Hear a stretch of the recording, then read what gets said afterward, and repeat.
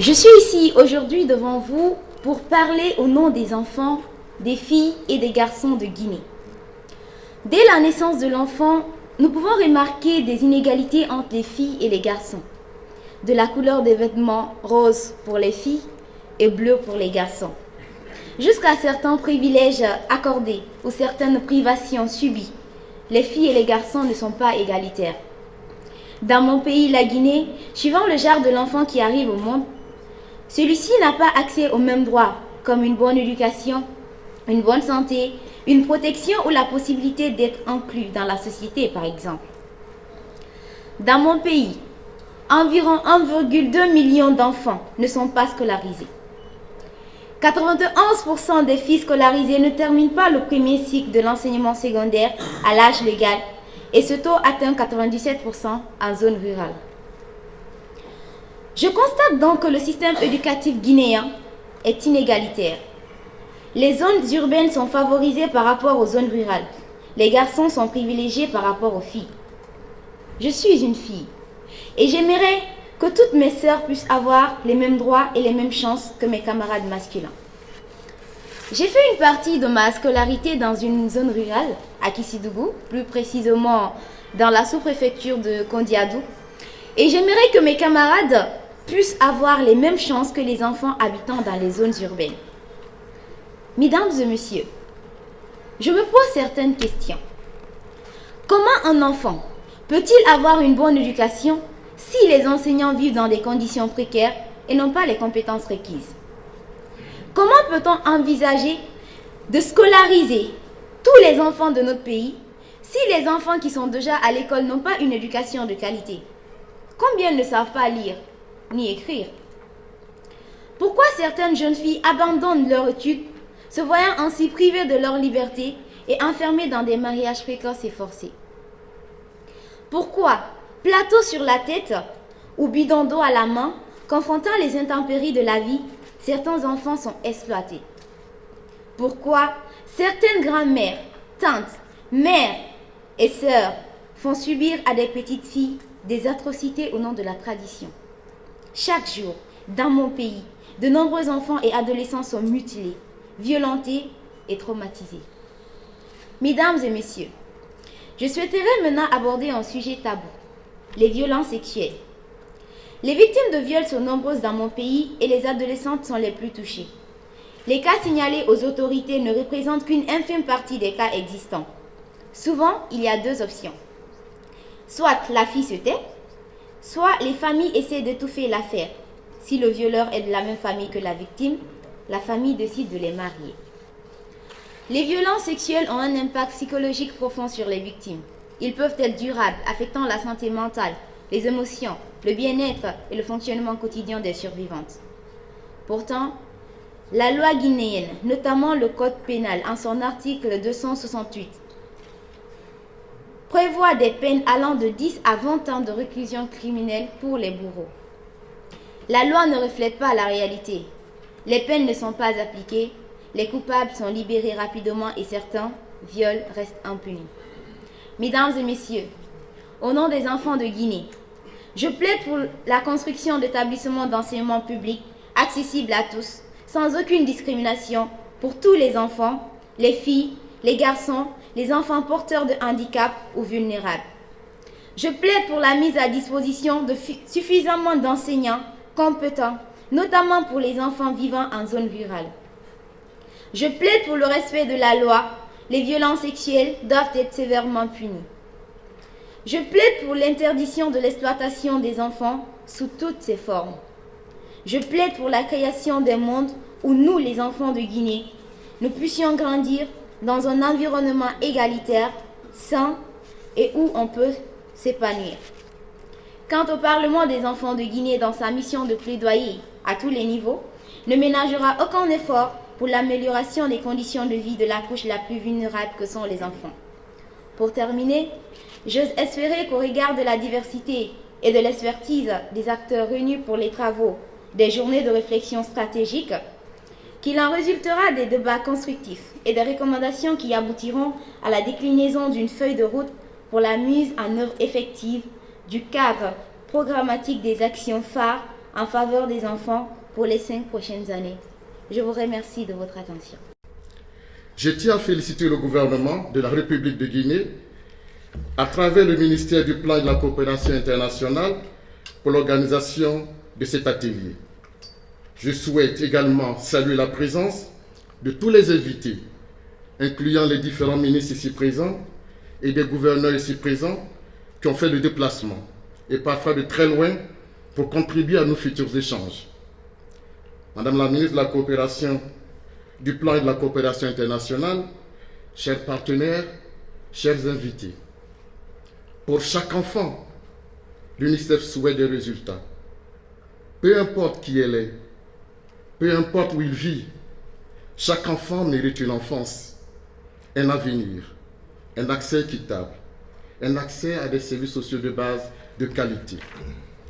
C'est pourquoi l'UNICEF est là, jour après jour, dans plus de 190 pays dans le monde et territoires, atteignant les enfants les plus difficiles à atteindre, les plus éloignés de l'aide, les plus exclus. Pour chaque enfant en République de Guinée, l'UNICEF est là, et ce depuis 1984, travaille quotidiennement aux côtés des partenaires gouvernementaux, tant au niveau central que décentralisé, pour répondre de manière holistique aux besoins des enfants et pour promouvoir leurs droits et leur bien-être. Je tiens donc à réitérer l'engagement de l'UNICEF à accompagner le gouvernement guinéen dans sa vision d'un monde meilleur pour tous les enfants de la Guinée. Chers partenaires, chers invités, cet atelier est pour nous une opportunité de réflexion conjointe, de co-création, pour relever les défis, saisir les opportunités et explorer des actions nouvelles pour le bien-être des enfants vivant en Guinée. Les résultats de cet échange orienteront les choix stratégiques à prendre en compte dans la formulation du programme, contribuant à la protection et à la promotion des droits de tous les enfants, en particulier les plus vulnérables. Nous devons laisser aucun enfant ni aucun adolescent, aucune adolescente de côté dans l'atteinte des objectifs de développement durable en Guinée. Pour le prochain programme de coopération entre la Guinée et l'UNICEF, posons-nous les bonnes questions sur la base de nos expériences antérieures pour de meilleurs résultats en faveur de nos enfants. Je suis convaincu qu'ensemble, nous aurons des discussions productrices et constructives pour bâtir un monde où tous les enfants ont la possibilité de réaliser pleinement leur potentiel. Avec le gouvernement de la Guinée, le Parlement des enfants, les parents, je voudrais rêver à une Guinée qui voit tous les enfants, sans distinction, devenir de meilleurs agents de changement social et de développement économique. Vive les enfants pour que vive la Guinée. Je vous remercie. Qu'il me soit permis d'adresser mes chaleureuses salutations et mes vifs remerciements à tous les acteurs impliqués dans ce processus et à tous les participants à ces travaux. Cette gratitude s'adresse également aux officiels. Vous êtes tellement nombreux ce matin, cela prouve à suffisance l'intérêt que l'ensemble du gouvernement et le chef de l'État accordent à ce processus et surtout à la question fondamentale du droit des filles, des femmes, des jeunes en Guinée. Merci à l'ensemble du gouvernement ici représenté. Je voudrais aussi me réjouir, encore une fois, que cette journée de réflexion se tienne sur la période du mois de l'enfant en Guinée. Je dois dire à Madame la représentante du Parlement des jeunes, je l'appelle désormais la future ministre du Plan de la Guinée parce qu'elle a résumé ce qu'il faut en termes de protection et de droits de l'enfant sur tous ces axes. Elle a parlé de l'autonomisation des femmes, elle a parlé de leur protection, de la justice, elle a parlé de leur scolarisation, du niveau de leur éducation, comment cela doit se faire en ayant les moyens, les ressources suffisantes pour qu'elles soient à l'école, donc l'enseignement public accessibles à tous. Elle a aussi parlé de leur protection, donc la sécurité, la justice. Je suis vraiment heureuse de savoir que notre jeunesse est capable de mener cette réflexion. S'ils sont capables de nous amener à ces réflexions, qui sommes-nous pour ne pas faire le travail qu'il faut pour leur avenir? Qui sommes-nous pour ne pas mener les activités qu'il faut pour leur meilleur devenir? Qui sommes-nous pour ne pas leur donner ce droit qui constitue un devoir pour nous de travailler pour leur éducation, de travailler pour leur maintien à l'école, de travailler pour leur santé, de travailler pour faire en sorte que ceux qui s'occupent de leur encadrement comprennent l'importance de la protection de l'enfant. En général, nous sommes en Guinée, les femmes sont celles qui éduquent nos enfants, qui veillent sur les enfants. Nous avons le devoir de les protéger, ces femmes, de les protéger contre les violences faites aux femmes, de les protéger contre les abus de certaines mœurs de notre société. Je parle là de l'excision, entre autres, du mariage précoce. Nous avons le devoir d'autonomiser ces femmes. Nous sommes là aujourd'hui en assemblée, le système des Nations Unies ici présent, nos partenaires techniques et financiers.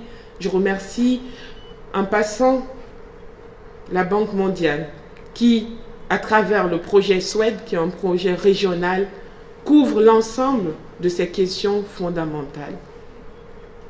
Et c'est un projet intersectoriel piloté par le ministère du Plan. Je voulais encore plus exhorter tous les acteurs de ce grand projet de notre nation à bien veiller à sa mise en œuvre. Nous avons accusé du retard, certes, mais nous avons encore le temps de l'avancer et de mener à bien ces activités. Pour cette journée de réflexion qui va orienter les actions du gouvernement et celle de notre partenaire privilégié qui est aussi l'UNICEF, je vous exhorte à plus d'un titre à mener les réflexions fondamentales, à poser les bonnes questions, à explorer tous les axes, à tous les aspects qui doivent permettre d'atteindre les meilleurs résultats pour notre jeunesse, pour notre enfance et surtout ceux qui doivent les encadrer. Nous avons ce devoir de rendre à l'humanité, de rendre au peuple de Guinée.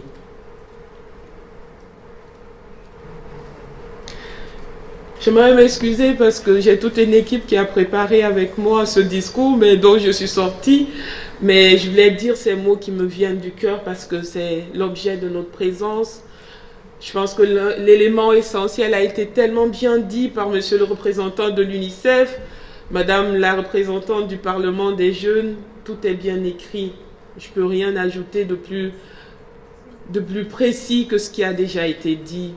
Vous pouvez avoir peut-être les médias, mon discours écrit après, mais je voulais d'abord prononcer ces mots qui vont certes peser pendant ces moments de réflexion, ces 2 journées.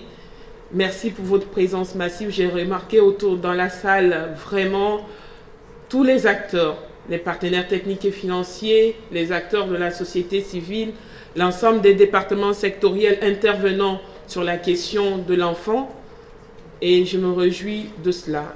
Et mon point ne serait-ce que de vous exhorter à vraiment sortir un programme cadre qui se situe dans l'étroite ligne avec les atteintes des ODD. Nous sommes résolument engagés en élaborant un programme de référence intérimaire, le programme de développement de la transition, qui vise aussi à l'atteinte améliorée des ODD. Donc, nous pourrons aussi nous réjouir de savoir que les axes de cette planification découlent du cadre général déjà entendu avec le système des Nations Unies et celui-ci s'accorde pleinement avec les axes prioritaires du programme de référence intérimaire. Alors pour finir, J'aimerais surtout souhaiter bon succès dans le cadre de la réalisation de ces travaux et je déclare officiellement ouvertes les journées de réflexion stratégique pour la définition du prochain programme de coopération Guinée-UNICEF 2024-2028. Vive la coopération internationale et j'ai envie de dire vive l'enfant de la Guinée, vive les enfants du monde.